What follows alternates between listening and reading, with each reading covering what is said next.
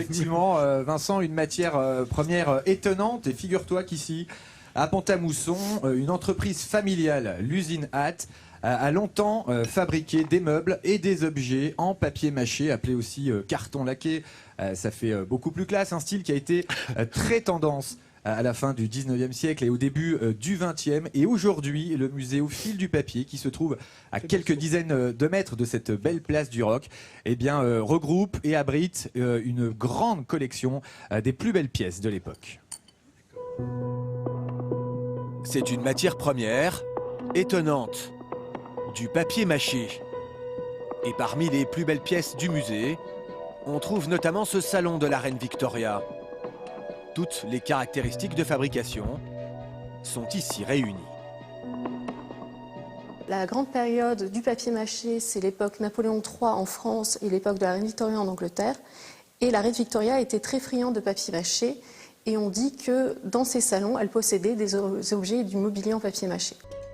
De nombreuses pièces ont été fabriquées ici à Pont-à-Mousson par la manufacture de la famille Hatt, une référence en la matière, et qui s'installe dans la ville en 1872. L'entreprise produit vite et en grande quantité, à une période où le papier mâché a la cote. Il symbolise la nouvelle société de consommation européenne. Le papier mâché, il y a vraiment un grand phénomène de mode dans la seconde moitié du 19e siècle.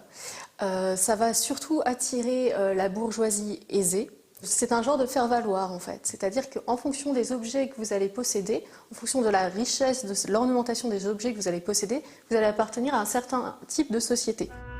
Une matière formidable qui s'adapte aux formes les plus complexes. Mais les étapes de fabrication sont nombreuses. Un mélange de papier, de carton, de chiffon, le tout assemblé avec de la colle. L'ensemble était ensuite plongé, cuit dans de l'huile de lin et recouvert de plusieurs couches de laque. Une technique qui a donc permis la création de nombreux meubles. Puis après la Première Guerre mondiale, le papier mâché va beaucoup servir pour des objets de la vie quotidienne.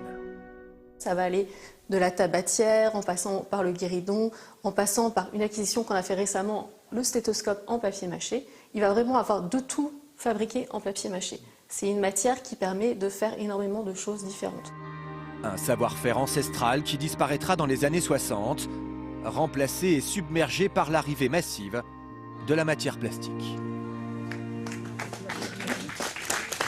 Voilà, et le musée Au fil du papier qui a eu la gentillesse pour Midi en France de nous apporter quelques pièces, alors des objets de la vie quotidienne, voilà, Églantine. Alors, attends, je signale que les très jolies jeunes femmes ne sont pas au musée, elles, hein, c'est juste qu'elles tiennent dans les mains. On va pas les rendre, on va les garder quand même cette semaine. Ce qu'il faut admirer, c'est ça. Je sais pas si on voit bien de près, c'est absolument incroyable le travail de précision. C'est très joli. On peut pas imaginer une seconde. Toi, Églantine, que ce soit là, du papier. tu as un sous-main.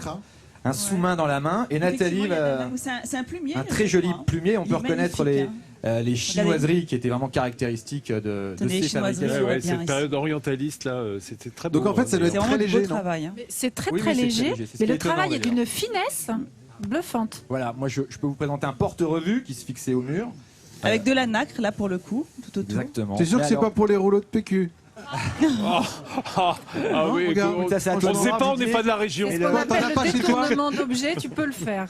On peut le faire aussi. Tu peux le faire aussi. Le grand classique de la maison, quand même, qui a véritablement la boîte à dents. connu son succès. On pouvait aussi mettre des dents, mais c'est une tabatière. Voilà, il faut savoir que la famille Hatt, à l'origine, était une famille de meuniers sarrois. Pour priser le tabac. Et ils se sont lancés tout d'abord dans la fabrication de tabatières comme celle-ci. Et le succès est venu grâce à ce petit objet. Elle est belle, hein, cette tabatière. Oui, c'est sûr que le priser le tabac, ça se fait beaucoup moins à notre époque. Ça signe quand même une certaine époque, bien entendu. Et le chiquet encore moins. Le chiquet encore. Et c'est pas plus mal d'ailleurs. Hein, quand on veut avoir des belles dents à l'antenne, vaut mieux éviter de chiquer le tabac. Ça laisse des traces indélébiles. Merci, merci Grégory. Alors,